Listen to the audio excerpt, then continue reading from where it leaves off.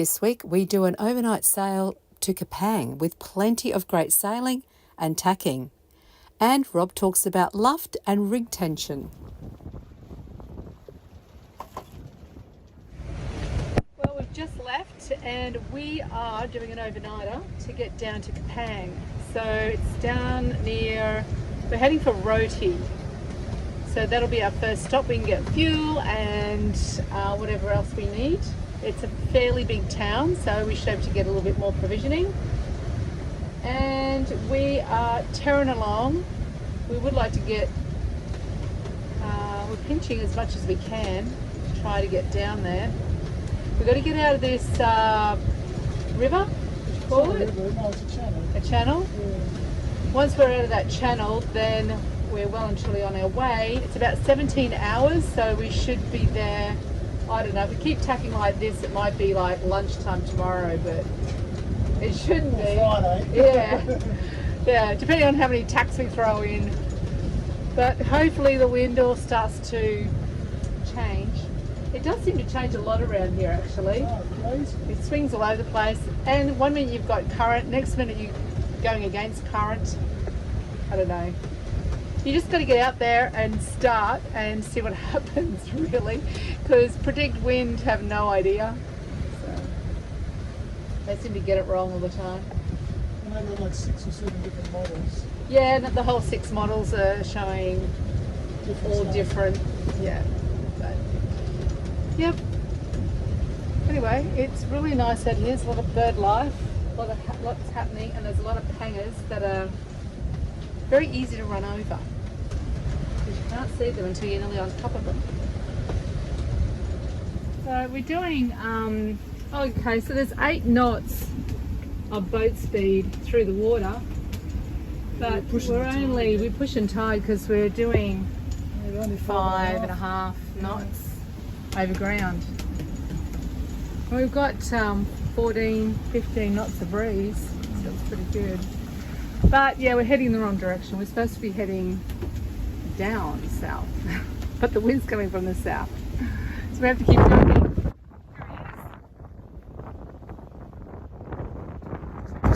Where he goes right behind me. Yeah, okay.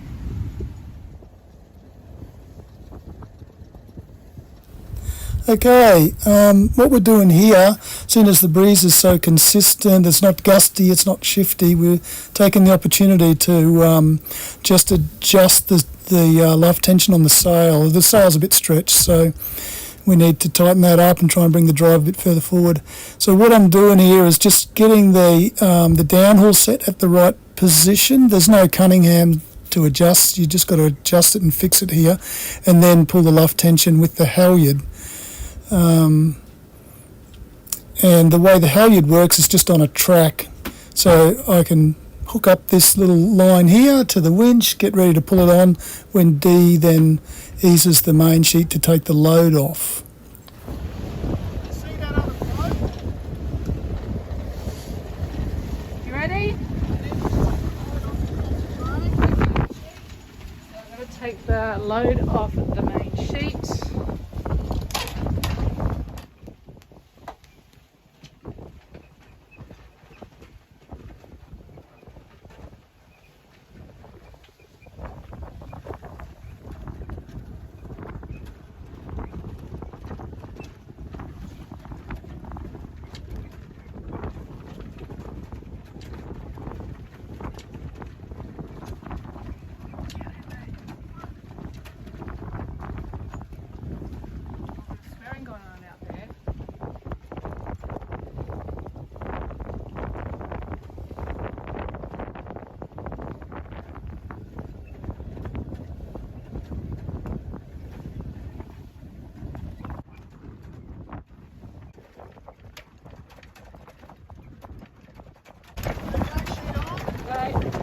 Sheet on.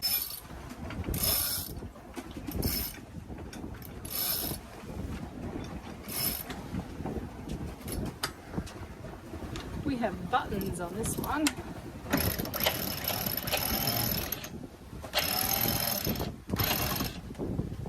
Off.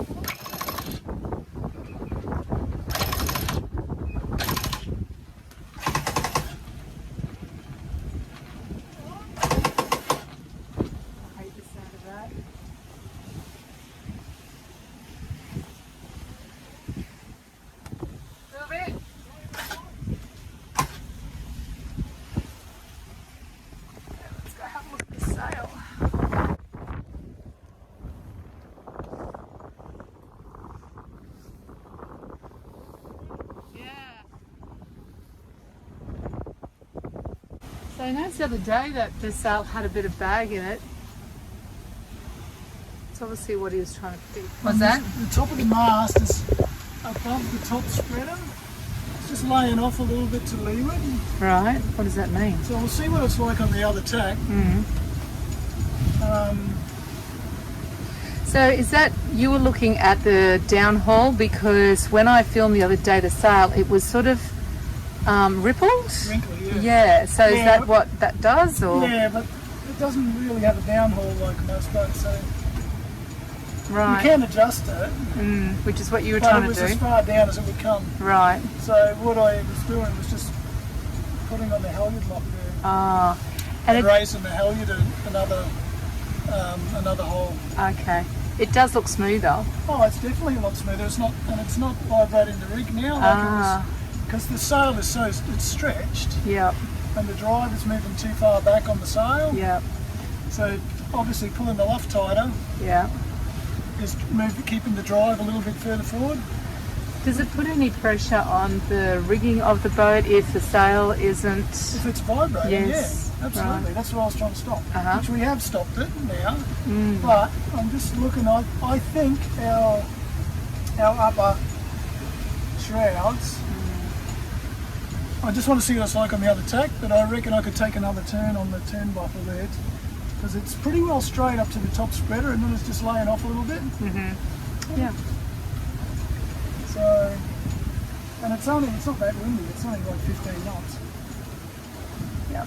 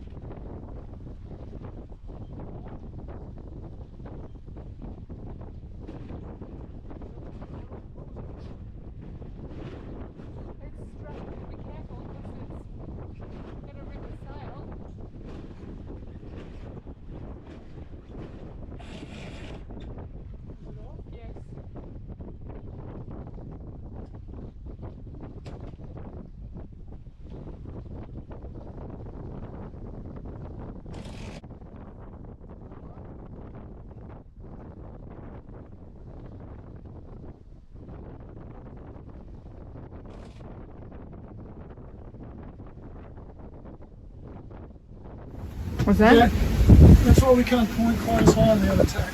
Right. So the upper shroud on the starboard side needs to come on a little. Because the top of the mast is laying off it, but only on the starboard tack. Right. Yeah.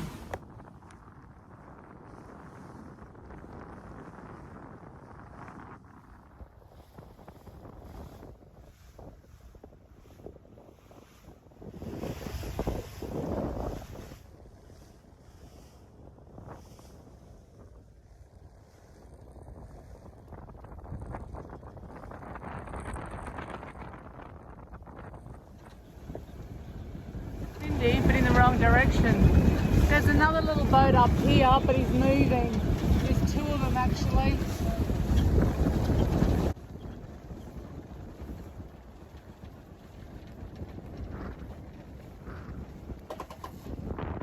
These little boats, these little hangars are everywhere, and you can't really see them because they're just a natural colour. They're not like very bright or anything, or got flags. I would have seen them if it was on a collision.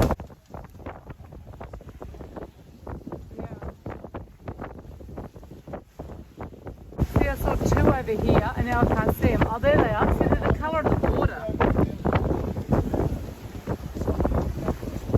Yeah, the last guy was anchored. Bloody hell. It's close.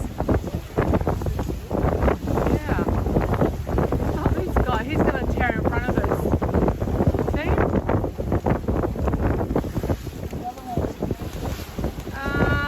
No.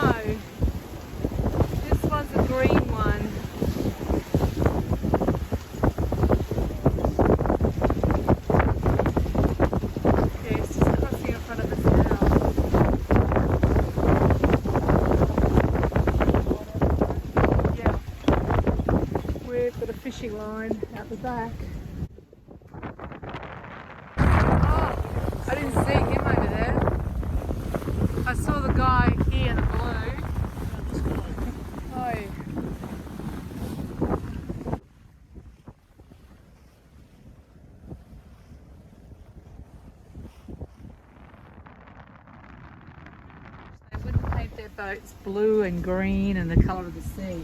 It's so hard to see.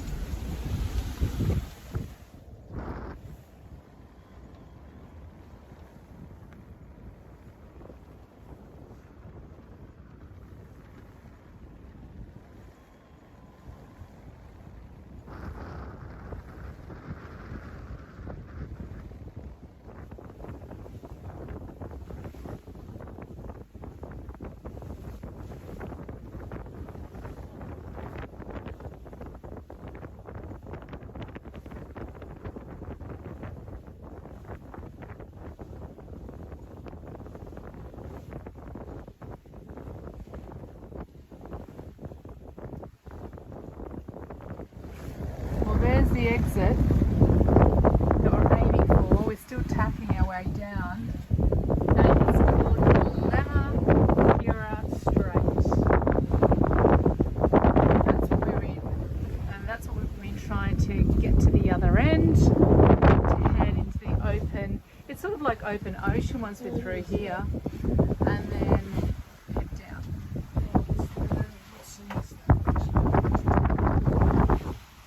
See.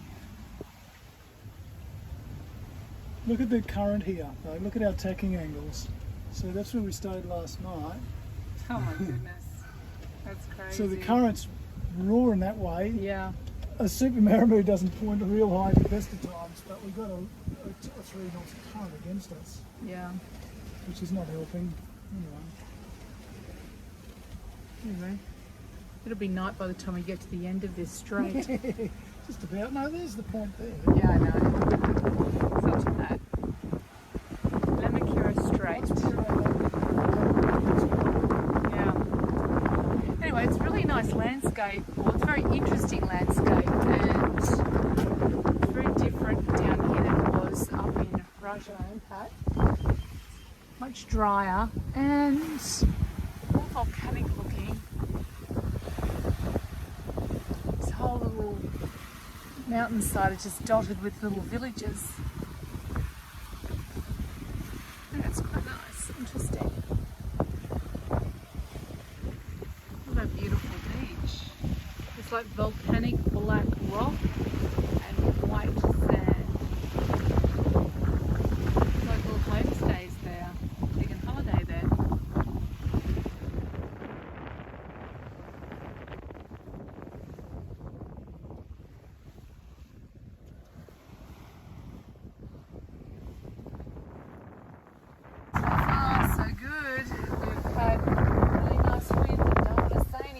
Just in case we jinx it, but we've been doing about 6.5, 7 knots. We've got 10 knots of wind. We are pinching, but we are moving, so that's good. Don't say anything, don't want to jinx it.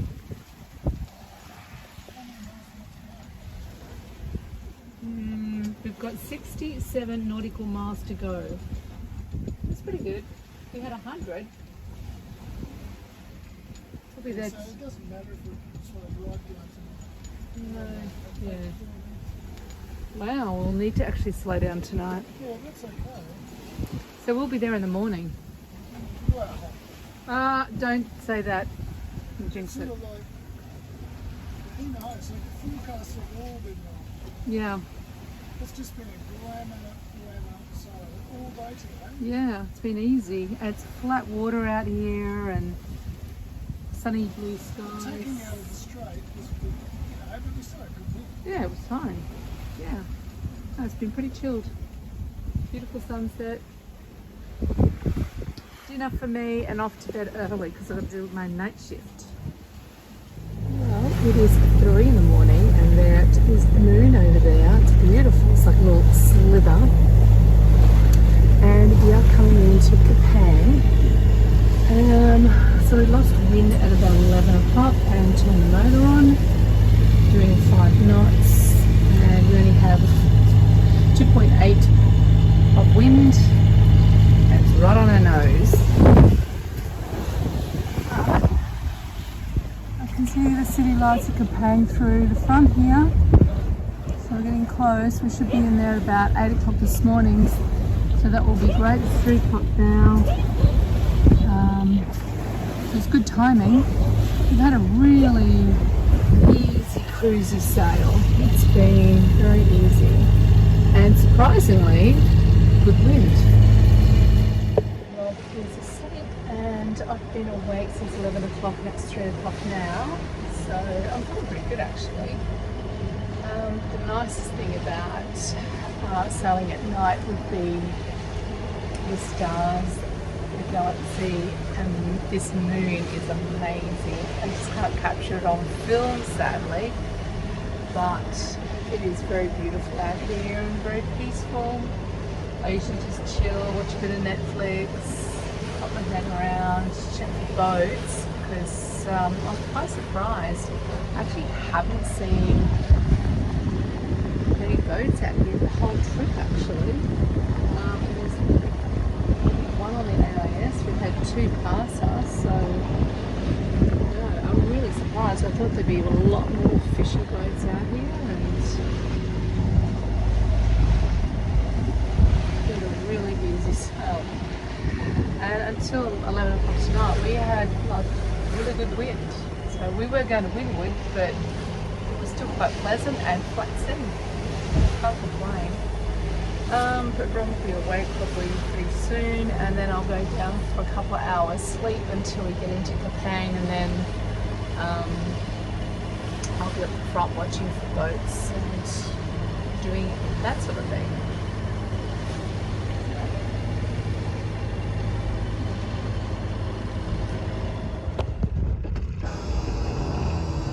We've just arrived in Kupang and we're doing a fuel run. I think we're going to have to do 3 fuel runs.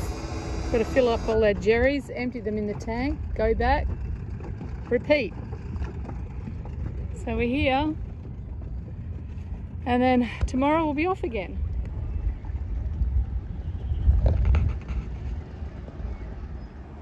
Yeah, this is trip 2. We've still got one more to go. It's hard work and it's bloody hot and it's dusty and it's blowing a gale. All these little dust storms come through. Patrick's doing a great job though. Man, was it hot. Yeah. And hard work. It was the worst experience of getting fuel I've ever had. It was pretty bad, wasn't it? Yeah, so you can't just pull up at a dock and get fuel there. You have to like dinghy it over. Anyway. So the good thing about these Amels is that there's no electronic stuff to break. It's just a dipstick straight down into the tank. Yeah. Next week we head east and we take the ocean side and come face to face with some pretty bad weather before reaching a beautiful little island just off Roti.